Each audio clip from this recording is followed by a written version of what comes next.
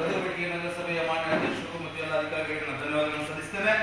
ಅದಕ್ಕಿಂತ ಮುಂಚಿತವಾಗಿ ಮತ್ತೊಂದು ಅಭಿನಂದನೆಗಳನ್ನು ಸಲ್ಲಿಸ್ತೇನೆ. ಏನಪ್ಪಾ ಅಂತ ಹೇಳಿದ್ರೆ 11 ಗಂಟೆಗೆ ನಾವು ಊಟ ಬಿಟ್ಟು ನಾಷ್ಟ ಬಿಟ್ಟು ಉಪವಾಸವಾಗಿ 11 ಗಂಟೆಗೆ ಬಂದು ತಗೊಂಡಿದ್ದೇವೆ. 12:30ಕ್ಕೆ ತಾವೆಲ್ಲ ಬಂದಿದ್ದಕ್ಕೆ ಎಲ್ಲಾ ಸಂಘಟನೆಗಳ ಪರವಾಗಿ ನಮಗೆ ಧನ್ಯವಾದ. ಇನ್ನೊಂದು ವಿಷಯ ಅತಿ ಸ್ಪಷ್ಟವಾಗಿ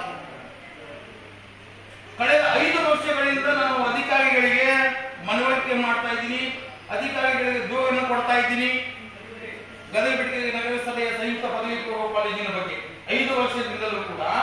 ಆಮೇಲೆ ಗದಗದಿಂದ 150 ವರ್ಷ ಇತಿಹಾಸವುಳ್ಳಂತಹ ಶಾಲೆಯನ್ನು ಉಳಿಸಿಕೊಳ್ಳಿಕ್ಕೆ ಪತ್ರ ಅಭಿಯಾನವನ್ನು ಕೂಡ ಮಾಡಿದ್ವಿ.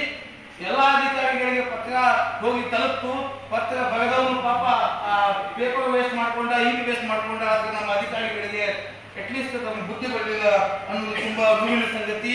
ಆಮೇಲೆ ಲಾಸ್ಟ್ ಟೈಮ್ ಬಜೆಟ್ ಅನ್ನು ಕೂಡ ಹೇಳಿದೆ, ಮೊನ್ನೆ ಬಂಡಿವಡ್ಡರ್ ಸಾಹೇಬರು ಮುಗಿದ ಮೇಲೆ ನಾನು ಆನ್ಸರ್ ಕೊಡ್ತೀನಿ ಅಂತ ಹೇಳಿದ್ರು.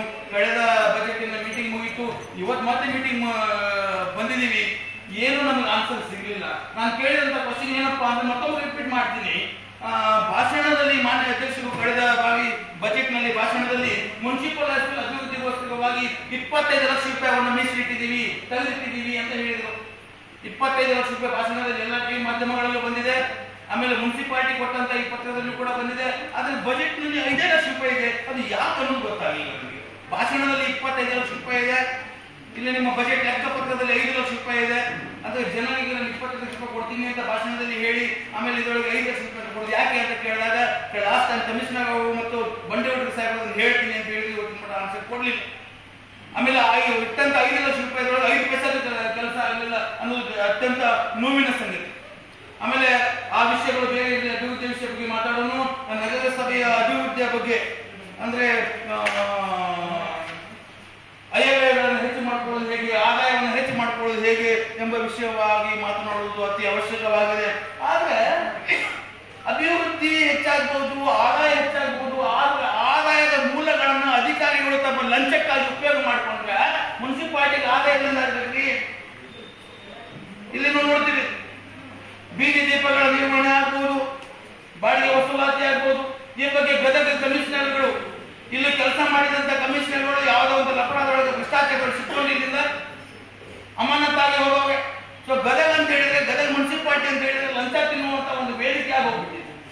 ಇಲ್ಲಿ ಬಂದಂತ ಮನ್ಸೂರಲ್ಲಿ ಹೋದ ಮೇಲೆ ಇಲ್ಲಿ ಬಂದಂತ ಆಲ್ಮೋಸ್ಟ್ ಎಲ್ಲಾ ಕಮಿಷನರ್ಗಳು ಯಾವುದೋ ಒಂದು ಲಪಡ ಮಾಡ್ಬಿಟ್ಟು ಯಾವುದೋ ಒಂದು ಇದು ಮಾಡ್ಬಿಟ್ಟು ಇಲ್ಲಿಂದ ಅಮಾನತಾಗಿ ಕಿತ್ಕೊಂಡು ಹೋದವೆ. ಹಾಗಾದ್ರೆ ಗದಗ ನಗರಸಭೆಯ ಮಾನ್ಯ ಪೌರಾಯುಕ್ತರ ಹುದ್ದೆ ಅನ್ನೋದು ಹಣ ಮಾಡಿಕೊಳ್ಳುವಂತ ಒಂದು ಹುದ್ದೆ ಅಂತ ಆಲ್ರೆಡಿ ಫಿಕ್ಸ್ ಆಗ್ಬಿಟ್ಟೆ. ಆಮೇಲೆ ಆದಾಯದ ಮೂಲಗಳನ್ನು ಮಾತಾಡುವ ಇಲ್ಲಿ ಅನಧಿಕೃತವಾದಂತಹ ಪತ್ರಿಕೆಗಳಿಗೆ, ಆದಾಯದಿಂದ ನೋಂದಣಿ ಇಲ್ಲದಂತಹ ಪತ್ರಿಕೆಗಳಿಗೆ, ಸಂಘಟನೆಗಳಿಗೆ, ಅಂದ್ರೆ ನೋಂದಣಿಯೇ ಇಲ್ಲದಂತಹ ಸಂಘಟನೆಗಳಿಗೆ ಇಲ್ಲಿ ವಿವಿಧ ಸಹಾಯಧನಗಳನ್ನು ಕೊಡ್ತಾ ಇದ್ದೀವಿ. ಆ ಸಂಘಟನೆಗಳಿಗೆ ಸಹಾಯಧನ ಕೊಡುವಾಗ ನೋಂದಣಿ ಆಗಿದೆಯೋ ಏನು, ಆ ಪತ್ರಿಕೆಗಳಿಗೆ ತಾವು ಜಾಹೀರಾತುಗಳನ್ನು ಕೊಡುವಾಗ ನೋಂದಣಿ ಆಗಿದೆ ಏನು ಅನ್ನೋದನ್ನು ಪರಿಶೀಲನೆ ಮಾಡಿದಂತ ಸಹಾಯಧನ ಕೊಡುವುದಾದ್ರೆ ನಗರಸಭೆ ಆದಾಯ ಉಳಿದಿರ್ತೀವಿ. ನಗರಸಭೆ ಆದಾಯ ಉಳಿಲಿಕ್ಕೆ ಸಾಧ್ಯನೇ ಇಲ್ಲ. ಮೊನ್ನೆ ಪತ್ರಿಕೆಗಳಲ್ಲಿ ಬಂತು, ಮಾನ್ಯ ಅಧ್ಯಕ್ಷರ ವಾಹನಗಳ ಅದೇನದು ಬಾಡಿಗೆಗೋಸ್ಕರವಾಗಿ ಲಕ್ಷ ಹಣವನ್ನ ತೆಗಿತಾ ಇದ್ದಾರೆ ಅಂತ. ಮೊನ್ನೆ ಮತ್ತೆ ಪತ್ರಿಕೆಗಳು ಬಂತು, ಬೀದಿ ದೀಪಗಳ ನಿರ್ವಹಣೆಯಲ್ಲಿ ಲಕ್ಷ ಏನು ಹಣ ಪೋಲಾಗ್ತಾ ಇದೆ ಅಂತ. ಮತ್ತೆ ಮೊನ್ನೆ ಪತ್ರಿಕೆಗಳಲ್ಲಿ ಬಂತು. ಏನಪ್ಪಾ ಅಂತ ಹೇಳಿದ್ರೆ ನಗರಸಭೆ ಲೂಟಿ ಮಾಡುವಂತ ಒಂದು ಇಲಾಖೆ ಅಂತ ಆಲ್ಮೋಸ್ಟ್ ಆಗಿ ಕನ್ಫರ್ಮ್ ಆಗಿದೆ. ನಿಜವಾಗ್ಲೂ ಕೂಡ ನಾವು ಗದಗಿನ ಜನತೆ ನೋಡ್ಕೊಳ್ಳಿಕ್ಕೆ ತುಂಬಾ ನಾಚಿಕೆ ಆಗ್ತದೆ. ಇನ್ನೊಂದು ವಿಷಯಪ್ಪ ಅಂತ ಹೇಳಿದ್ರೆ ಅಧಿಕಾರಿಗಳೆಲ್ಲ ಇನ್ನೊಬ್ಬ ಅಧಿಕಾರಿಗಳು ಮೀಟಿಂಗ್ ಮಾತನಾಡೋ ಟೈಮ್ ಹೊರಗಡೆ ಹೋಗ್ಬಿಡ್ತಾರೆ. ಮಾತನಾಡುವಂತ ಟೈಮ್ ಅಧಿಕಾರಿ ಕೂತ್ಕೊಂಡಂತ ಅಧಿಕಾರಿ ಹೊರಗಡೆ ಹೋಗ್ಬಿಡ್ತಾರೆ. ಮಾತನಾಡುವಾಗ ಅಧಿಕಾರಿಗಳೇ ಅನುಪಸ್ಥಿತಿ, ಅಧಿಕಾರಿಗಳೇ ಇಲ್ಲ, ನಗರಸಭೆಯ ಸದಸ್ಯರು ಇಲ್ಲ. ಮತ್ತೆ ನಾವೇನು ಗೋಡೆ ಮಾತಾಡ್ತೇವೆ. ಸರಿ, ಕಳೆದ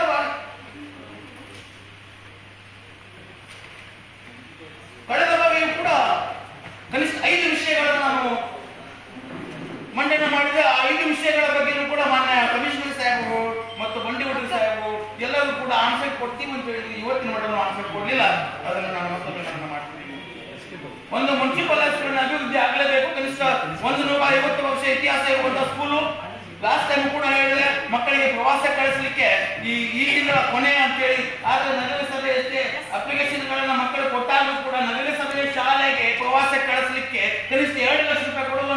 ಒಂದು ಕೆಲಸ ನಗರಸಭೆ ಮಾಡಲಿಲ್ಲ. ಕೊನೆಗೆ ನಾವು ಸಂಘಟನೆಗೂ ಏನೋ ಒಂದು ಸ್ವಲ್ಪ ಮಾಡಿ ಮಕ್ಕಳನ್ನು ಪ್ರವಾಸ ಮಾಡಿ ಬಂದ್ವಿ. ಯಾಕಂದ್ರೆ ರಾಷ್ಟ್ರವನ್ನು ಹೇಳಿದೆ, ನೀವು ಕೊಡದೇ ಇದ್ರೆ ನಾವು ನಮ್ಮ ಸಂಘಟನೆ ಒಂದು ಪಠ್ಯ ಮಾಡ್ತೀವಿ ಅಂತ. ಈಗಲೂ ಕೂಡ ನಾನು ನಗರಸಭೆಗೆ ಚಾಲೆಂಜ್ ಮಾಡ್ತಾ ಇದ್ದೇನೆ. 150 ವರ್ಷ ಇತಿಹಾಸ ಇರುವಂತಹ ಶಾಲೆಯನ್ನ ಅಭಿವೃದ್ಧಿ ಪಡಿಸಲಿಕ್ಕೆ ನಿಮ್ಮ ಕಡೆ ಆಗಲ್ಲ ಅಂತ ಹೇಳಿದ್ರೆ, ನಮ್ಮ ಕಡೆ ಆಗಲ್ಲ ಅಂತ ಒಂದೇ ಒಂದು ಲೆಟರ್ ಕೊಟ್ಬಿಡಿ. ನಾವೆಲ್ಲಾ ಸಂಘಟನೆಗಳು ಪಟ್ಟಿ ಎಬ್ಬಿಸಿ 150 ವರ್ಷ ಇತಿಹಾಸ ಇರುವಂತಹ ಮುನ್ಸಿಪಲ್ ಹೈಸ್ಕೂಲ್ ನಾವು ಉಳಿಸ್ಕೊಳ್ತೀವಿ. ಯಾಕಂದ್ರೆ ಅದು ನಮ್ಮ ಶಾಲೆ. ಆಮೇಲೆ ಪಿಂಕ್ ಟಾಯ್ಲೆಟ್ ನಿಜವಾಗ್ಲೂ ಲಾಸ್ಟ್ ಮೀಟಿಂಗ್ ಅಲ್ಲಿ ತುಂಬಾ ಖುಷಿ ಆಗಿತ್ತು. ಗದಗದಲ್ಲಿ ಮಹಿಳೆಯರಿಗಾಗಿ ಪಿಂಕ್ ಟಾಯ್ಲೆಟ್ ಆಗ್ತದೆ. ಪಿಂಕ್ ಇಲ್ಲ, ಗ್ರೀನ್ ಇಲ್ಲ, ಯೆಲ್ಲೋ ಇಲ್ಲ, ಬ್ಲೂ ಇಲ್ಲ, ಯಾವುದೂ ಇಲ್ಲ. ಬಜೆಟ್ ನಲ್ಲಿ ಮಾತ್ರ ಪಿಂಕ್ ಟಾಯ್ಲೆಟ್ ಇದೆ. ಪಿಂಕ್ ಟಾಯ್ಲೆಟ್ಗೋಸ್ಕರವಾಗಿ ಹಣವನ್ನು ಕೂಡ ತೆಗೆದಿಡಲಾಗಿದೆ. ನೋಡ್ರಿ, ಹೆಣ್ಣು ಮಕ್ಕಳ ಶೌಚಾಲಯಕ್ಕೋಸ್ಕರವಾಗಿ 25 ಲಕ್ಷ ರೂಪಾಯಿಗಳನ್ನು ತೆಗೆದಿಡಲಾಗಿತ್ತು. ಈಸ್ಟ ಬಜೆಟ್ ಬಗ್ಗೆ ನಾವು ಮಾತಾಡ್ತಿದ್ದೆ. ಕಳೆದ ಬಜೆಟ್ ಅಲ್ಲಿ ಏನಾಯ್ತು ಅನ್ನೋದು ಬೇಕಲ್ವಾ? ಆಮೇಲೆ ನಾನು ಇನ್ನೊಂದು ವಿಷಯ ಹೇಳ್ತೀನಿ. ಕಳೆದ ಬಜೆಟಿನ ಸ್ಪಷ್ಟೀಕರಣ ಆಗದಿದ್ದಲ್ಲಿ ಈ ಬಜೆಟ್ಗೆ ನಮ್ಮ ಮಾನ್ಯ ನ್ಯಾಯಾಲಯದಿಂದ ನಾನು ಸ್ಟೇ ಕೊಡ್ತಾ ಇದ್ದೀನಿ. ಯಾಕಂತ ಹೇಳಿದ್ರೆ ಪಿಂಕ್ ಟಾಯ್ಲೆಟ್ ಇಲ್ಲ, ಅಂಬೇಡ್ಕರ್ ಅವರ ಪ್ರತಿಮೆ ಇಲ್ಲ, ಸೇವಾಲಾಲ್ ಅವರ ಪ್ರತಿಮೆ ಇಲ್ಲ. ಆಮೇಲೆ ಇನ್ನೊಂದು ವಿಷಯ, ಪಾಪ ದಿನ ಬೆಳಿಗ್ಗೆ ತಮ್ಮ ಬೆಳಗಿನ ಒಂದು 4 ಗಂಟೆ ಎದ್ದು ಬಿಟ್ಟು ಎಲ್ಲ ಕಡೆ ಅಷ್ಟು ಕಷ್ಟಪಟ್ಟು ದುಡಿತಾ ಇರುವಂತ ನನ್ನ ಪೌರ ಕಾರ್ಮಿಕರ ಬಂಧುಗಳಿಗೆ ಬೆಳಗಿನ ಉಪಹಾರ ಕೊಡ್ತೀವಿ ಅಂತೇಳಿ 5 ರೂಪಾಯಿ ಇಂದಿರಾ ಕ್ಯಾಂಟೀನ್ ಊಟಕ್ಕೆ 25 ರೂಪಾಯಿಗಳನ್ನು ಪೋಲ್ ಮಾಡಿದಾಗ ನಾನು ಪತ್ರದ ಮೂಲಕವಾಗಿ ಪ್ರಶ್ನೆ ಮಾಡಿದೆ, ಕಳೆದ ಭಾಗದಲ್ಲಿ ಪ್ರಶ್ನೆ ಮಾಡಿದೆ. ಮತ್ತೆ ಪಾಪ ನಮ್ಮ ಪೌರ ಕಾರ್ಮಿಕರ ಬೆಳಗಿನ ಉಪಹಾರಕ್ಕೋಸ್ಕರವಾಗಿ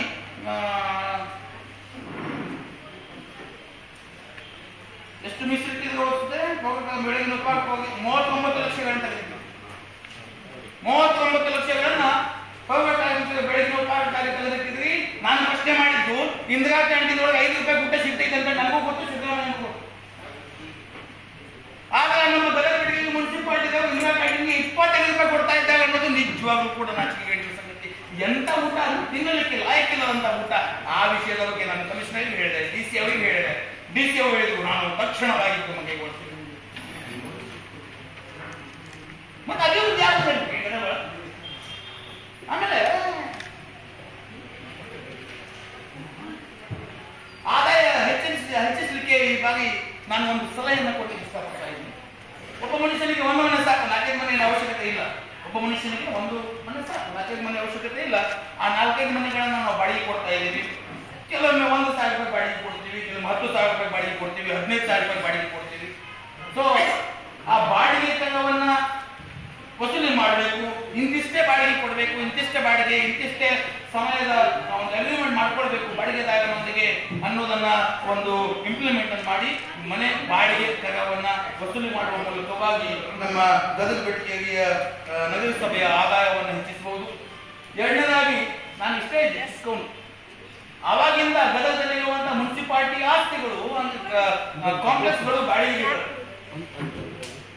ನಾನು ಇಷ್ಟೇ ಇದ್ದಾಗ ಕೇಳಿದಂತ ಸಂಗತಿಗಳು ಇವತ್ತು ನಂದೆಲ್ಲ ಬೆಳಗಾಗಿದ್ದಾವೆ. ಇವತ್ತಿನ ಮಟ್ಟ ಬಾಡಿಗೆ ವಸೂಲಿ ಮಾಡಿ, ಅವತ್ತಿನಿಂದ ಇವತ್ತಿನ ಮಟ್ಟ ಬಾಡಿಗೆ ವಸೂಲಿ ಮಾಡಿಲ್ಲ ಅಂತ ಹೇಳಿದ್ರೆ ನಗರಸಭೆ ಆದಾಯದಿಂದ ಆಗತ್ರಿ. ಆದಾಯದ ಮೂಲಗಳೆಲ್ಲ ಕಟ್ಟಾಗಿ ಹೋಗ್ಬಿಟ್ಟಿದ್ದಾವೆ. ಉಳಿದಂತ ಆದಾಯ ಮೂಲಗಳಲ್ಲಿ ಕಮಿಷನರ್ ಬೀದಿ ದೀಪ ಅಂತ ಹೇಳಿ ಲಂಚ ತಿಂತಾರೆ, ಮತ್ತೊಬ್ಬ ಅಧಿಕಾರಿ ಮತ್ತೊಂದು ಅಂತ ಲಂಚ ತಿಂತಾರೆ. ಹಾಗಾದ್ರೆ ಮತ್ತೆ ಆದಾಯ ಉಳಿಯುವುದಿಲ್ಲಿಂದ, ಅಭಿವೃದ್ಧಿ ಆಗುವುದಿಲ್ಲಿಂದ. ಸೊ ಅದಕ್ಕೋಸ್ಕರವಾಗಿ ಬನ್ನಿ ಹೇಳಿ, ನಾನು ಭಾಷಣ ಮಾಡ್ತಾ ಇದ್ದೀನಿ. ದಯವಿಟ್ಟು ಕ್ಷಮಿಸಿ, ಭಾಷಣ ಮಾಡತ್ತೀವಿ.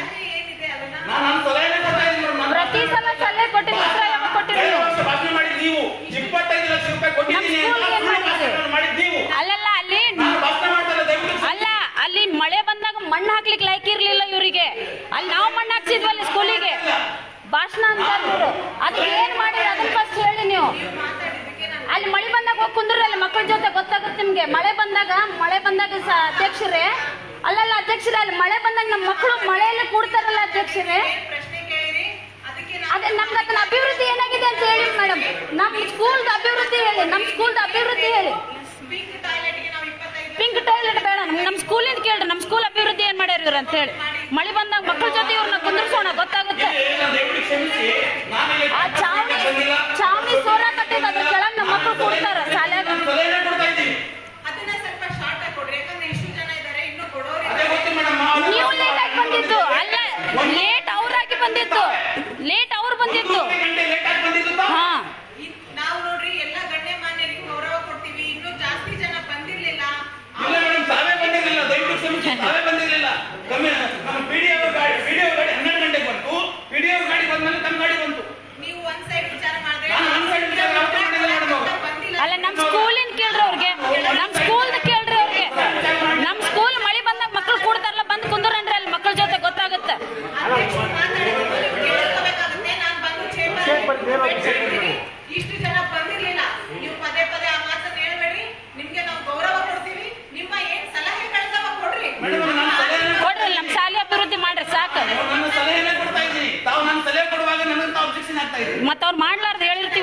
ಮತ್ತ ಅದು ಹತ್ತೈತ ಅವ್ರಿಗೆ. ಹಾಗಾದ್ರೆ ಇಲ್ಲಿ ಸಾರ್ವಜನಿಕರಿಗೆ ಸಲಹೆ ನಮಗೆ ಬೇಡ. ನಮಗೆ ಸಲಹೆ ಅಲ್ಲ ಹಂಗಾರೆ ಯಾಕೆ ಇಡೋದಿದನ್ನ? ತೆಗೆಯುವಂತ ಅವಶ್ಯಕತೆ ಅವಶ್ಯಕತೆ ಏನಿದೆ? ಇದನ್ನ ಇಡೋ ಅವಶ್ಯಕತೆ ಏನು? ಯಾಕಂದ್ರೆ ಇವರು ನಮ್ಗೆ ಹಿಂದಿನ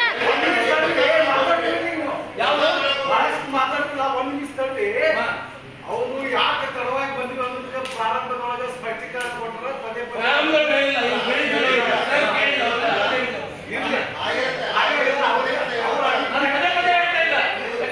ಅಲ್ಲ ನಮ್ ಸ್ಕೂಲ್ ಅಭಿವೃದ್ಧಿ ಬಗ್ಗೆ ಕೇಳ್ರಿ ಅವ್ರಿಗೆ. ನಮ್ ಸ್ಕೂಲ್ ಅಭಿವೃದ್ಧಿ ಕೇಳ್ರಿ ಅವ್ರು. ನಮ್ ಸ್ಕೂಲ್ ಅಭಿವೃದ್ಧಿ ಕೇಳ್ರಿ. ವಿಷಯಕ್ಕೆ ಬರ್ರಿ. ಅಲ್ಲಿ ನಮ್ ಸ್ಕೂಲ್ ಅಭಿವೃದ್ಧಿ ಕೇಳ್ರಿ ಅವ್ರಿಗೆ. ಅಲ್ಲ ಮಳೆ ಬಂದಾಗ ನೀವೆಲ್ಲರೂ ಬಂದು ನಮ್ ಸ್ಕೂಲಲ್ಲಿ ಕುತ್ಕೊಳ್ರಿ, ಗೊತ್ತಾಗುತ್ತೆ ನಿಮಗೆ. ಮಳೆ ಬಂದಾಗ ಎಲ್ಲರೂ ಬಂದು ನಮ್ ಸ್ಕೂಲ್ದಾಗ ಮಾತಾಡ್ಬೇಡ್ರಿ. ಇಲ್ಲ ಇಲ್ಲ ಹಂಗಿಲ್ರಿ. ಅವ್ರು ನಮ್ ಸ್ಕೂಲ್ ಅದು. ನಾವು ಸ್ಟೂಡೆಂಟ್